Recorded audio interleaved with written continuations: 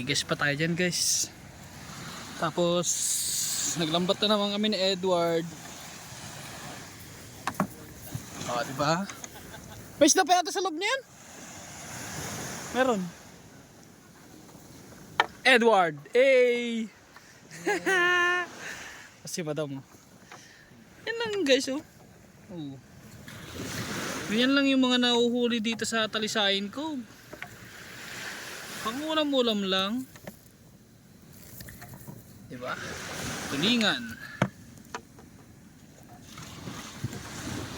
Sarapan. Ngayon din ba sa isla nyo guys? Sapa sa Duwali.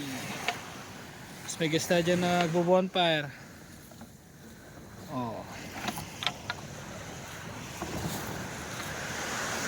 Ganun lang. Simpleng buhay. Thanks for watching guys. God bless you all. Please like and share.